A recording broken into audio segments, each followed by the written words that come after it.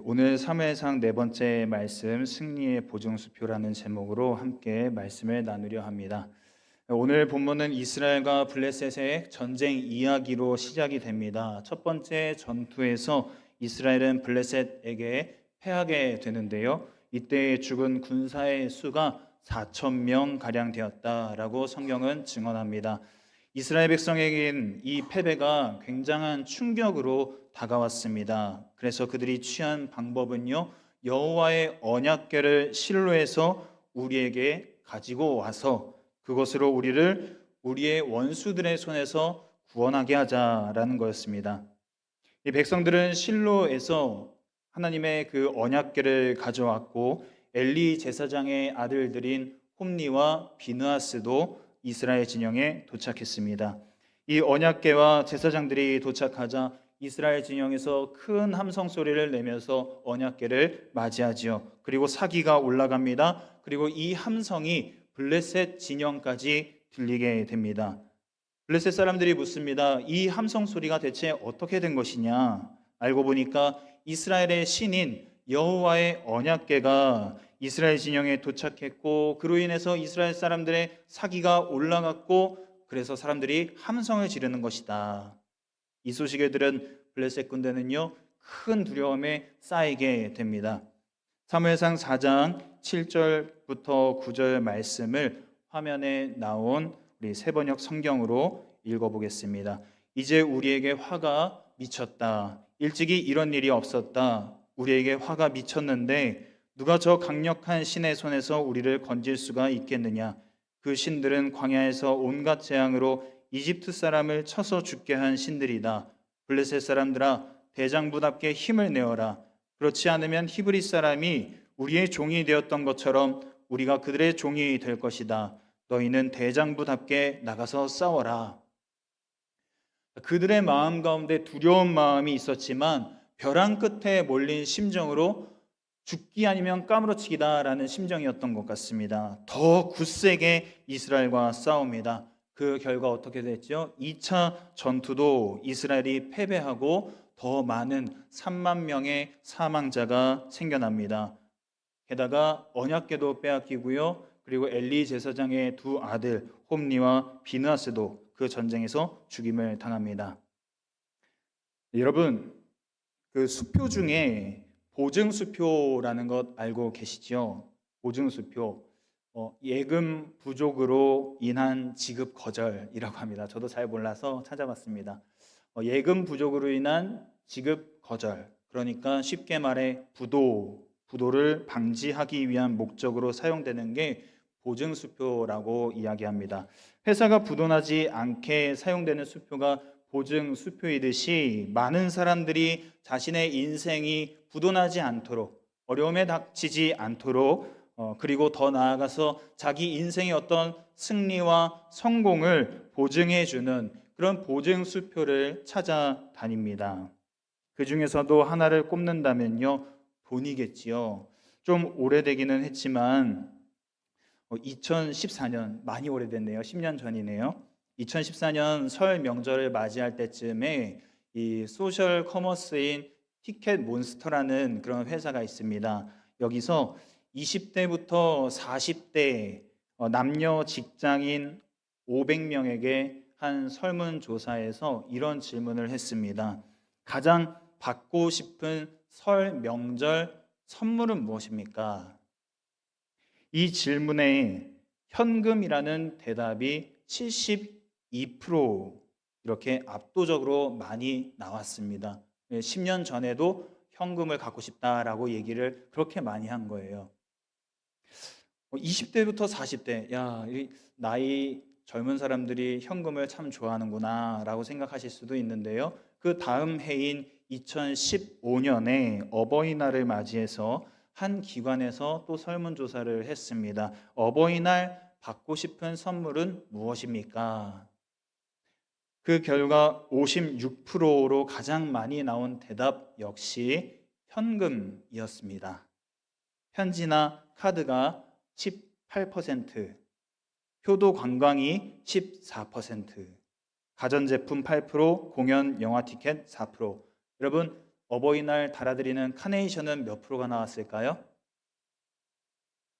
0%가 나왔습니다. 이번에는 여러분 좀 무거운 얘기를 해드리려고 합니다. 이것도 좀 많이 오래된 이야기이기는 한데요. 제가 직접 들은 이야기여서 여러분과 나눕니다. 2015년 6월 25일이었습니다. 이 극동방송 사랑의 뜰안이라는 프로그램이 있는데요. 여기서 나왔던 이야기입니다. 한 기관에서 서울대생 학생들을 대상으로 아버지가 언제쯤 돌아가시면 좋겠냐라는 좀 이상한 설문을 했습니다. 그런데 가장 많은 대답이 놀랍게도 몇 세가 나왔는지 여러분 아십니까? 놀라지 마십시오. 63세였습니다. 왜일까요? 그 이유도 같이 조사가 됐는데요. 60세를 은퇴 시기로 본다면 63세는 아직 은퇴 자금이 남아있을 것이기 때문에 정말 어두운 이야기죠. 물론 서울대 학생들 모두가 이런 생각을 가지고 있는 것은 아니겠지만 당시 이 이야기를 들은 제가 많은 충격을 받았던 것 같습니다. 이처럼 어른이든 또 젊은 세대든지 간에 돈을 원하는 이유는 그만큼 돈이 자기 인생의 어떤 성공과 승리와 또 안전을 보장해주는, 승리를 보증해주는 그런 것이라는 어떤 인식이 자리 잡고 있기 때문이겠죠. 오늘 본문에서도 이스라엘이 보증수표로 붙잡았던 것이 있습니다. 그들이 승리의 보증수표로 붙잡았던 것 무엇입니까? 4장 3절 말씀을 보시면 이렇게 말씀합니다. 여호와의 언약궤를 실로에서 우리에게로 가져다가 우리 중에 있게 하여 그것으로 우리를 우리 원수들의 손에서 구원하게 하자. 이스라엘이 이 승리의 보증수표로 붙잡았던 것이 무엇입니까? 다름 아닌 여호와의 언약궤라는 것이죠. 가나안 정복을 하던 때로부터 시간이 많이 흘렀지만 이 여호와의 언약궤는요 여전히 이스라엘 백성들에게 승리를 보증해주는 어떤 그런 것이었습니다. 이들에게 여호와의 언약궤가 그렇게 승리를 보증해주게 된 이유가 있죠. 이스라엘이 애굽을 탈출하고 광야 생활을 마친 후에 이제 가나안 땅에 들어가야 되는데 그 앞에 무엇이 막고 있었습니까? 요단강이 막고 있었어요.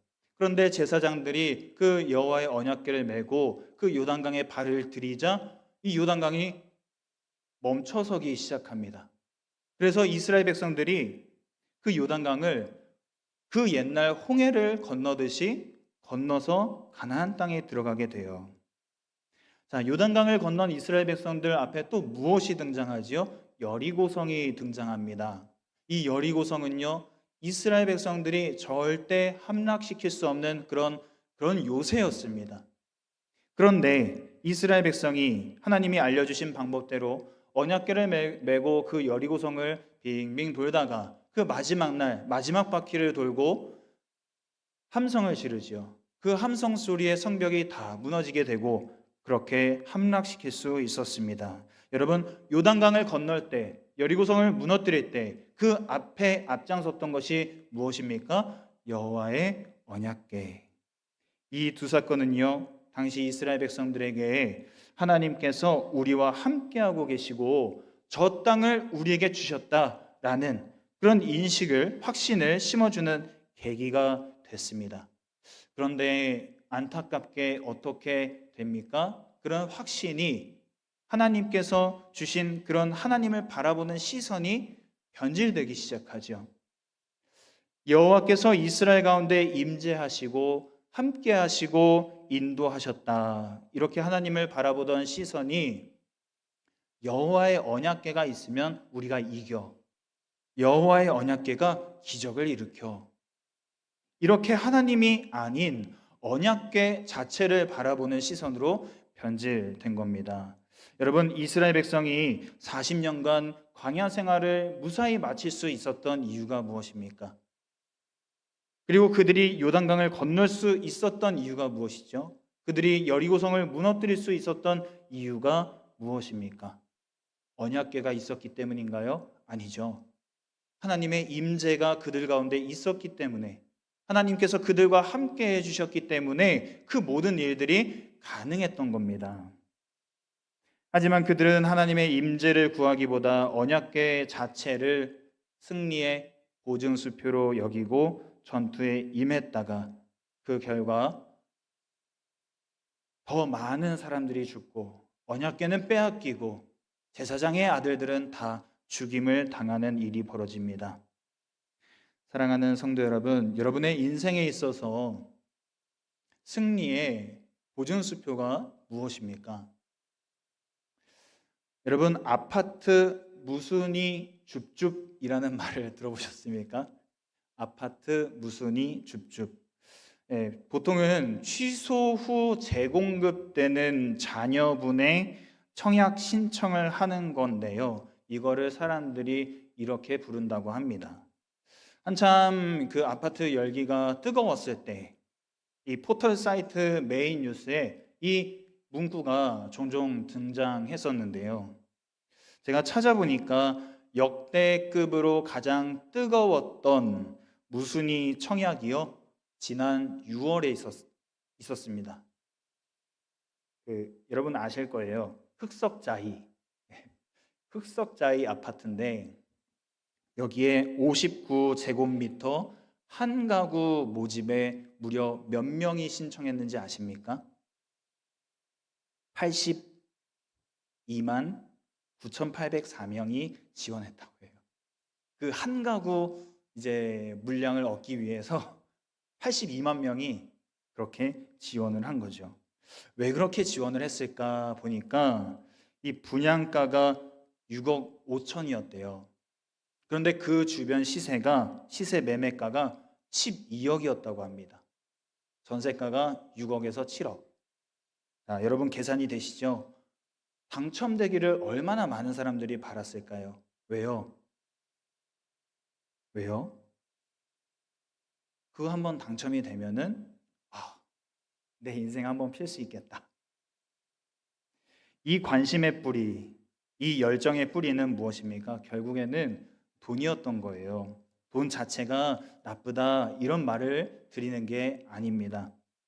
하지만 문제는 돈이 내 인생을, 그리고 돈이 우리 가족을, 내 자손을 안전하게 지켜줄 거다라는 그 믿음이 문제가 되는 것이죠. 디모데전서 6장 10절 말씀입니다. 디모데전서 6장 10절 말씀 우리 화면을 보시고 함께 읽겠습니다. 돈을 사랑함이 일만 악의 뿌리가 되나니 이것을 탐내는 자들은 미혹을 받아 믿음에서 떠나 많은 근심으로써 자기를 찔렀도다. 여러분 이 말씀을 한번 잘 보십시오. 돈이 일만 악의 뿌리라고 말하지 않습니다. 돈이 일만 악의 뿌리라고 말하지 않아요. 돈을 뭐 하는 것이요? 돈을 사랑하는 것이 일만 악의 뿌리가 된다라는 거예요. 무슨 말이냐면 돈을 내 인생의 보증수표로 삼는 것, 그게 악의 뿌리가 된다는 겁니다. 돈을 내 인생의 승리의 보증수표로 삼는 것이 일만 악의 뿌리가 된다라는 말이에요. 다시 본문으로 돌아와서 여러분 이스라엘을 한번 보십시오. 이스라엘의 성물인 언약궤가 승리를 가져다주는 보증수표인 줄 알았다가 처참하게 패배합니다.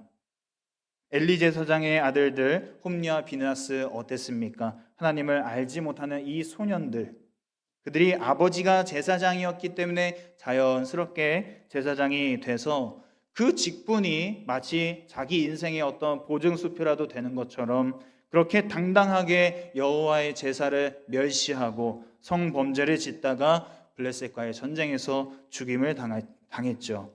여러분, 이스라엘 같은 그런 잘못을 우리가 범하지 않기 위해서 우리는요, 그 빈 껍데기를 버리고 승리의 보증 되시는, 우리 인생의 보증 되시는 그 하나님을 붙잡아야 합니다. 그것에 대해서 성경 말씀은 오늘 우리에게 몇 가지 힌트를 주고 있습니다. 첫 번째로 이 승리의 보증 되시는 하나님, 그 하나님을 붙잡는 것은 하나님 마음, 하나님 뜻을 따라 행한다라는 것이죠. 사무엘상 2장 35절 말씀은 이렇게 증거합니다. 내가 나를 위하여 충실한 제사장을 일으키리니 그 사람은 내 마음, 하나님 마음이죠. 내 뜻, 하나님 뜻대로 행할 것이라. 그런데 그에 반해서 홈리와 비느하스는 어땠다고요? 자기 마음, 자기 뜻대로, 자기가 원하는 대로 그렇게 행하다가 제사의 법도를 무시하고 하나님을 멸시하는 그 길로 빠졌습니다. 마찬가지로 내 마음, 내 뜻대로 행하면 내 안에 있는 홈리가 있어요. 내 안에 비느하스가 있다라는 겁니다. 내 안에 있는 그 홈리와 비느하스가 살아나서 예배의 그 법도를 무시한다라는 겁니다. 반대로 하나님 마음, 하나님 뜻대로 행하면 내 안에 홈리와 비느하스는 어떻게 될까요? 점점 죽어가겠죠. 그리고 예배의 법도를 지키게 됩니다. 그렇다면 여러분, 예배의 법도가 무엇일까요? 예배 순서를 말하는 걸까요? 아니면 예배 복장을 말하는 걸까요? 하나님 앞에서 지켜야 될 예배의 법도라는 것은 시대와 또 상황을 초월해서 우리가 언제나 지켜야 되는 그런 법도인 줄 믿습니다. 그런데 여러분 한번 생각해 보십시오. 불과 100년 전에 하나님을 섬기는 사람들의 그 모습과 오늘 우리가 하나님을 섬기는 그 모습을 비교해 보면 많이 달라졌지요. 복장에서도 달라졌고 또 예배 시간에서도 달라졌고 또 어떻습니까? 많은 부분이 달라졌어요. 교회를 짓는 거, 그리고 교육하는 거, 예배 순서도 많이 달라졌고요. 또 그 순서를 맞는 사람들에 대한 인식도 많이 바뀌었죠. 시대와 상황에 따라서 달라질 수 있는 이런 것들은 결국에 예배의 법도를 담는 그릇에 불과하다라는 거예요. 그럼 우리가 시대와 상황에 상관없이 지켜야 할 그 예배의 법도란 무엇입니까? 어렵게 생각할 것이 없습니다. 여러분, 예배를 받으시는 하나님께서 바로 지금 이 시간 이 자리에 함께하고 계신다라고 우리가 정말로 그 마음에 믿고 있다면, 그것을 인정하고 있다면 우리가 저절로 할 수밖에 없고 저절로 따라갈 수밖에 없는 법도이지요. 무엇이 있을까요? 예배 시간에 습관적으로 늦지 않을 겁니다. 그렇죠. 이거는 시대를 초월해서 상황이 어떠한지를 떠나서 우리가 늘 마음에 새기고 지켜야 될 법이죠. 예배 시간에 습관적으로 늦지 않습니다. 오히려 시작 전에 예배당에 와서 기도하고 준비하겠죠.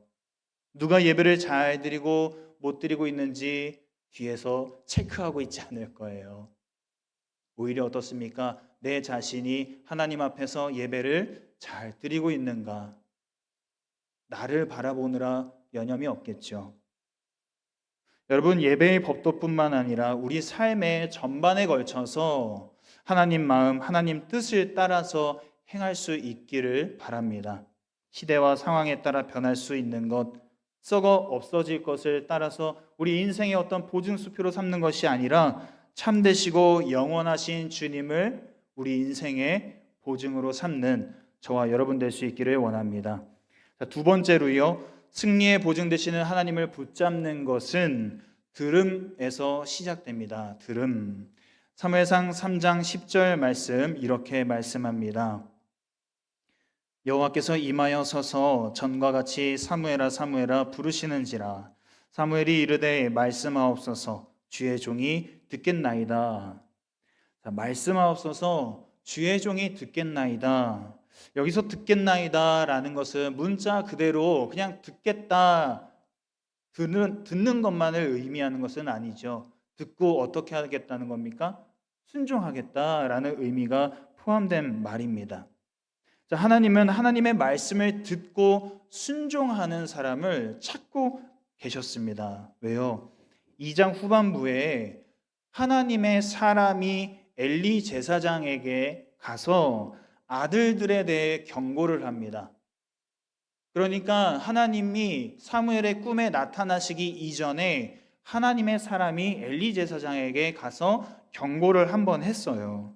그런데 그럼에도 불구하고 엘리 제사장이 아들들에게 어떠한 조치도 취하지 않습니다. 엘리 제사장은 왜 하나님의 사람이 전하는 말을 듣고 아무런 반응을 보이지 않았을까요? 왜 그랬을까 곰곰이 생각하다가 하나님이 아닌 하나님의 사람이라는 부분에서 좀 이렇게 깊이 생각을 해보게 됩니다. 하나님의 사람. 엘리는 어떤 사람이었습니까? 이스라엘의 제사장이죠. 그런데 그 제사장 직분을 몇 년 동안 감당했습니까? 40년 동안 감당했습니다. 이스라엘을 실제적으로 다스리는 사사였죠. 누구도 이 엘리에게 뭐라 할 수 없는 그런 위치에 있습니다. 이스라엘의 어른 중에 어른이었습니다. 그런데 갑자기 신원 미상의 사람이 와서 자기 집안에 대해서 막 얘기하는 거예요. 그냥 얘기하는 게 아니라 자기 아들들의 죄를 막 얘기하면서 저주에 가까운 이야기를 하는 겁니다. 그 사람의 말이 아무리 하나님의 말씀이라 해도 듣기 거북하고 무시하고 싶지 않았을까요? 우리도 그럴 때가 있지 않습니까? 우리도 상대방의 말을 듣다 보면 저 말이 참 맞는 말이긴 한데 괜히 듣기 싫은 거예요. 괜히 그 말을 따라가기 싫은 거죠. 실제로 성경은 하나님의 사람이 전한 말에 대해서 엘리 제사장이 어떤 반응을 보였는지 기록하지 않습니다. 듣기는 들었는데 그냥 한 귀로 흘려 들은 것이죠. 회개하고 돌이키는 순종이 전혀 없었습니다.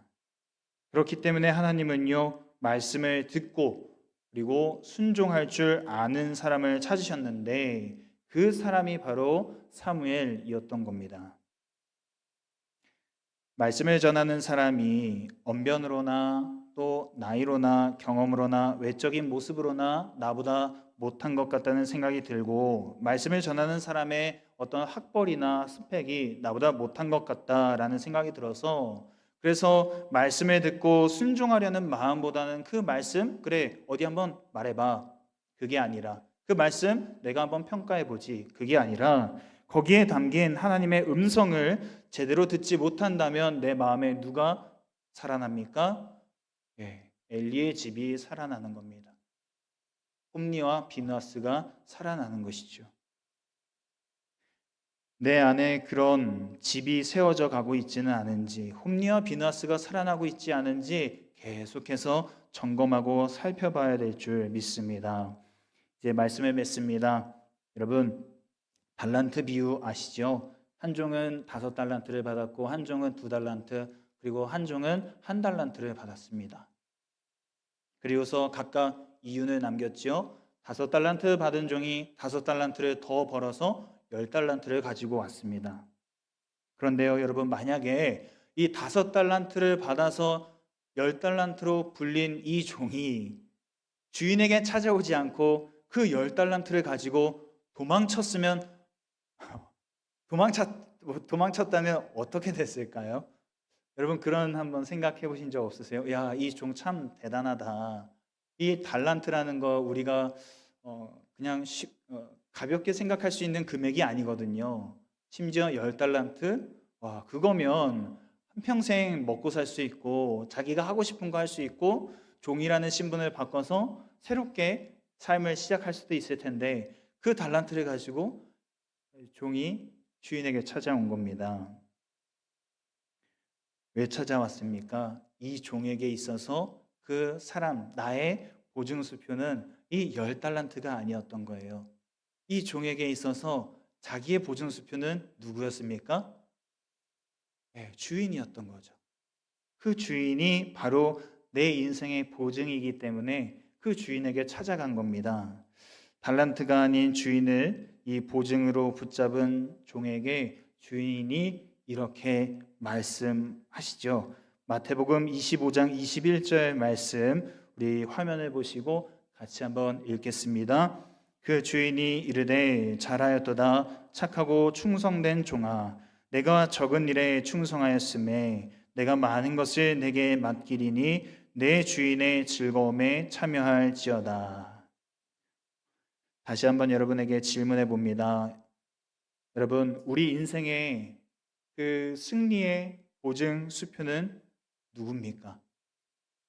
빈 껍데기 대신에 참 승리의 보증 되시는 그 하나님, 그 하나님을 계속해서 붙잡고 계속해서 달려가는 저와 여러분 모두 될 수 있기를 간절히 원합니다. 오늘 말씀 기억하시면서 함께 기도하기를 원하는데요. 함께 기도하실 때 그동안 하나님이 아닌 다른 것으로 내 인생을 책임지려 했던 그런 교만함과 어리석음을 회개하길 원합니다. 그리고 하나님 뜻과 마음 따라서 살아가겠다고, 그렇게 힘쓰겠다고 다시 한번 결단하는 기도 올려드리길 원합니다. 말씀 앞에 겸손한 사람, 또 말씀 앞에 믿음으로 반응하는 사람, 또 말씀을 따라서 복 있는 삶을 살아가는 제가 되게 해달라고, 그런 우리 가정 되게 해달라고, 그런 우리 교회 되게 해달라고 같이 한번 주여 부르시고 통성으로 기도합니다. 주여,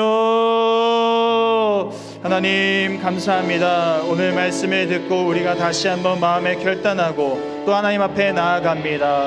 하나님, 먼저 주님 앞에 회개하고 또 용서를 구하며 나아가길 소망합니다. 하나님, 내 인생의 보증이 되시는 하나님이 아닌 다른 것을 내 인생의 보증으로 삼고 다른 것을 내가 더 원하고 바라고 간절히 기도했던 그런 나의 옛날의 모습을 용서하여 주시옵소서. 하나님, 이제는 내 인생의 보증 되시는 주님을 온전히 붙잡고 그 주님을 온전히 바라보고 살아가는 저희들이 되기를 원합니다. 하나님, 내 인생의 보증이 되어 주십시오. 우리 가족의 보증이 되어 주십시오. 우리 교회의 보증이 되어 주십시오. 하나님, 그래서 주님을 온전히 붙잡고 살아가는 자들마다, 그렇게 살아가는 우리 교회가 하나님 복 있는 사람이 되게 하여 주옵소서. 믿음의 사람이 되게 하여 주옵소서. 순종의 사람이 되게 하여 주시옵소서. 그런 교회가 되게 하여 주시옵소서. 하나님, 그래서 하나님이 기뻐하시고 하나님이 찾으시고 하나님의 마음을 흡족하게 해드리는 그런 우리 성도들, 또 그런 우리 교회 될 수 있도록 은혜를 더하여 주시옵소서. 하나님께서 함께하여 주시기를 간절히 원합니다. 하나님, 우리의 마음을 깨닫게 하여 주시옵소서. 하나님, 우리의 뜻을 하나님 앞에 올려드립니다. 하나님의 뜻으로 채워주십시오. 하나님의 마음으로 채워주십시오. 하나님, 내 마음 내 뜻대로 살아갔던 지난날을 회개하고 하나님, 이제는 하나님의 그 뜻과 마음을 알기 소망합니다. 하나님의 뜻과 마음을 알기 소망하고 아는 것에서 그치는 것이 아니라 하나님, 우리의 삶 가운데 이것을 실천하며 하나님 앞에 우리의 삶을 올려드리는 그런 우리가 모두가 되기를 원합니다. 주님, 함께하여 주시옵소서. 주님, 우리를 긍휼히 여기시고 인도하여 주시옵소서. 주님, 홀로 영광을 받아 주시옵소서. 주님, 긍휼히 여겨주시기를 원합니다. 다시 한번 우리 기도하기를 원합니다. 교회를 위해서 기도하기를 원하는데요, 우리 청년부를 비롯해서 중고등부, 유초등부, 또 유치부의 회복과 부흥을 위해서 기도해 주시기 바랍니다. 또 신앙생활을 쉬고 있는 분들, 또 멀리 떠난 분들 다시 하나님 긍휼히 여기시고 성령 충만케 하여 주셔서 불러주시고 또 그 믿음 회복시켜 주시옵소서. 주님, 긍휼히 여겨달라고, 믿음의 세대 또 순종의 세대, 복 있는 세대가 되도록 우리 주여 한번 부르시고 다시 한번 통성으로 기도합니다. 주여, 하나님 긍휼히 여겨주시기를 원합니다. 하나님, 우리 교회를 긍휼히 여겨주시기를 원합니다. 하나님의 뜻 가운데 세워진 우리 교회가 하나님의 뜻을 온전히 이루어가는 교회, 하나님의 마음에 합당한 교회, 하나님의 일을 감당하는 교회 되기를 원합니다. 주님, 특별히 다음 세대를 기억하여 주시옵소서. 우리 청년부를 기억하여 주시고 중고등부와 유초등부와 유치부를 기억하여 주시옵소서. 하나님, 믿음의 세대가 되기를 원합니다. 순종의 세대가 되기를 원합니다. 복 있는 세대가 되기를 원합니다. 주님, 주님 긍휼히 여기시고 하나님 불쌍히 여겨 주시옵소서. 코로나를 기점으로 해서 하나님 믿음을 잃어버린 세대들, 하나님 순종하지 않는 것들, 하나님 다시 한번 하나님께서 긍휼히 여겨주시고 순종이 회복되게 하여 주시고 믿음이 회복되게 하여 주시옵소서. 주님 앞에 나오게 하나님 그 상황과 여건을 열어주시고 그 마음을 주장하여 주시고 하나님 인도하여 주시옵소서. 믿음을 회복시켜 주시옵소서. 하나님, 이렇게 우리가 중보하고 기도할 때에 하나님 우리의 기도를 들으시고 하나님 오늘 이 시간 하나님께서 그들 가운데 찾아가 주시고 그들의 마음의 문을 열어 주시고 생각을 변화시켜 주시고 그들의 발걸음을 인도하여 주시기를 간절히 원합니다. 이를 위하여서 우리가 온 마음 온 뜻으로 하나님 부르짖습니다. 우리의 기도를 들어 응답하여 주시옵소서. 긍휼히 여겨 주시옵소서. 하나님 우리의 가정의 자녀들을 기억하여 주시기를 원합니다. 하나님 우리의 자녀들 믿음 생활 잘할 수 있도록 은혜 베풀어 주시기를 원합니다. 끝까지 믿음의 경주 다해갈 수 있도록 하나님 은혜를 베풀어 주시옵소서. 하나님 긍휼히 여겨 주시옵소서. 좌로나 우로나 치우치지 않고 다른 길로 빠지지 않게 하여 주시고 하나님 안에서 자라가게 하여 주옵소서. 말씀 안에서 자라가게 하여 주시옵소서. 주님의 은혜의 해를 비춰 주셔서 하나님 그 은혜를 받는 자들마다 말씀이 이해되어지고 말씀이 믿어지게 하여 주시고 하나님 기도와 찬양으로 하나님께 영광 올려드리는 세대 될 수 있도록 은혜를 더하여 주시옵소서.